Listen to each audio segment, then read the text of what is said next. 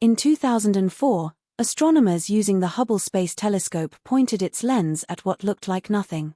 A seemingly empty patch of sky near the Big Dipper, no brighter than a grain of sand held at arm's length. But after hundreds of hours of exposure, the images revealed something astonishing. Thousands of ancient galaxies packed into a spot the size of a pinhead. It was called the Hubble Ultra Deep Field, and it stunned the world. Overnight, our understanding of the early universe shifted. We were appearing into the infancy of everything. Fast forward nearly 2 decades later, it's Christmas Day 2021. A rocket launches into the skies carrying the Webb telescope, Hubble's bigger, sharper, more ambitious successor. Scientists around the globe held their breath. Webb wasn't just a new telescope. It was a time machine designed to explore the very first light of the universe. But nobody was prepared for what came next. In 2023, Webb peered deep into the cosmos as part of its JWST mission, the Advanced Deep Extragalactic Survey. And what it found left experts stunned. Among 717 newly detected galaxies far older and farther than anything previously seen were several massive, well-structured galaxies that had no business being there. Why? Because they break the rules. According to our most trusted models, galaxies like these should have taken billions of years to form. In theory, only small, dim dwarf galaxies should have existed 500 to 850 million years after the Big Bang. There simply shouldn't have been enough regular matter, atoms, gas, dust to form giants resembling modern galaxies. And yet, there they were.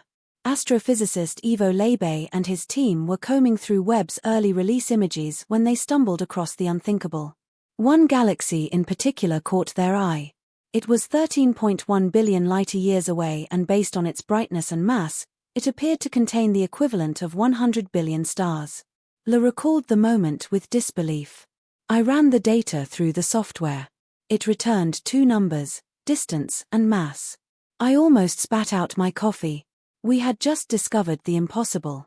What started as a celebration of technological triumph quickly transformed into a cosmic riddle. Impossibly early, impossibly massive. That's the best way to describe these galaxies.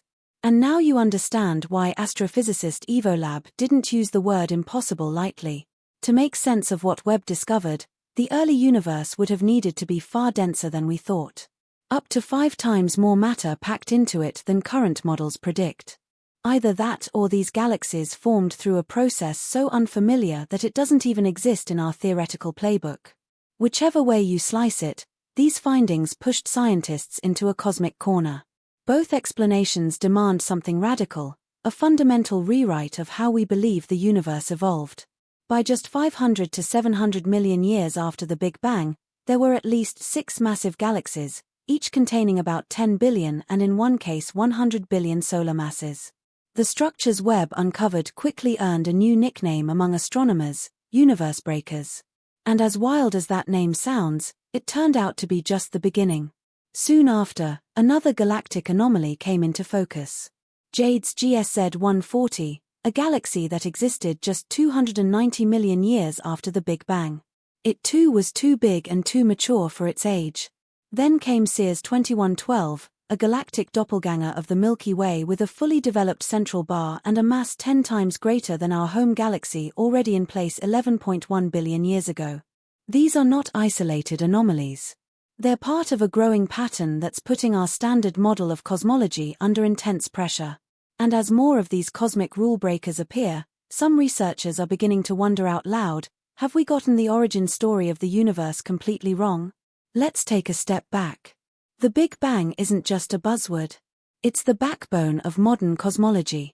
In its simplest form, it describes the universe's birth, the sudden appearance of space, time, and matter from an infinitely small, hot, and dense singularity. Everything we see today, from stars to galaxies to ourselves, supposedly unfolded from that one moment.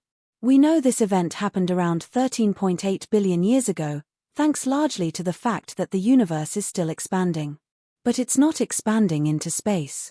Space itself is stretching outward. Reverse that expansion in your mind and you eventually reach a point of infinite density and zero volume. The strongest evidence supporting this theory is the cosmic microwave background radiation, or CMB. A faint uniform glow that fills the universe left over from roughly 380,000 years after the Big Bang. It's like the universe's baby photo, and it confirms a hot, dense, early phase. But there's a twist, and it's a big one. Here's what most people don't realize. Our models don't actually describe the Big Bang itself. Not the exact moment it all began. Instead, they focus on what happened just after between one Planck time, the smallest meaningful unit of time in physics, and about 400,000 years later. In other words, science skips over the first moment and picks up the story just after the opening credits. So, if our understanding of the beginning is already blurry and galaxies are forming way too early and way too big, the real question is, what if the Big Bang as we know it is just the best story we've come up with so far, but not the right one? The Planck time, the shortest measurable slice of time, just 10⁻⁻⁴ seconds after the supposed beginning of everything, is still completely shrouded in mystery. It marks the point where all known physical laws break down. Beyond that, we're flying blind. And while the Big Bang theory still holds strong in mainstream science, it's far from bulletproof. One of its biggest blind spots is also its most fundamental. Why did the universe even begin? How did something erupt from what appears to be absolutely nothing? Can nothing really give rise to everything? Did something set it all in motion? Or was it simply an unfathomable cosmic coincidence? These are the questions that leave even the sharpest minds scratching their heads and searching for other possibilities. Let's talk about cosmic inflation. This is the idea that the universe didn't just expand after the Big Bang. It exploded outward at an unimaginable rate within a fraction of a second. But even this widely accepted concept has its skeptics. For some, inflation feels more like a placeholder than a proven mechanism. Enter Andrei Linder, a Russian cosmologist with a bold twist. Back in the 1980s, he proposed that inflation might not have stopped at all. Instead, he suggested that it's still happening, just not everywhere. According to Linder, inflation ends in isolated bubbles, and each bubble becomes its own separate universe with unique physical laws and constants. If he's right, then what we call the universe is just one bubble in a vast frothing multiverse, an infinite sea of cosmic worlds, each one playing by its own rules. But that's not the only idea on the table. Some scientists believe our universe is part of a never-ending cycle. In this model, there's no singular beginning or end, just an eternal loop of birth, death, and rebirth. Instead of a Big Bang, they propose a big crunch, a future moment when gravity overwhelms dark energy, causing the universe to stop expanding and start collapsing in on itself. Eventually, all matter could be crushed into a supermassive black hole, a dense singularity swallowing everything. But from that unimaginable pressure, something new might be born. A new cosmos, a new Big Bang, a big bounce. That's not all. Physicist Nicodem Papuasi from the University of New Haven has his own extraordinary theory. He suggests that our entire universe exists inside a black hole. According to Papulavsky, at the heart of some colossal black hole, a tiny dense seed may have formed and eventually exploded, birthing our universe. If true, then black holes aren't just cosmic graves. They're gateways, one-way tunnels connecting different universes. Think about that. Every black hole in our universe could be the origin point of a brand new cosmos. Each with its own version of time, space, and reality. Of course, as mind-bending as these theories are, none of them, not even the Big Bang, can fully answer the deepest questions. What came before? And more importantly, why did it happen? The legendary physicist Stephen Hawking once argued that asking what came before the Big Bang is meaningless because time itself began with it. Before time, there was no before.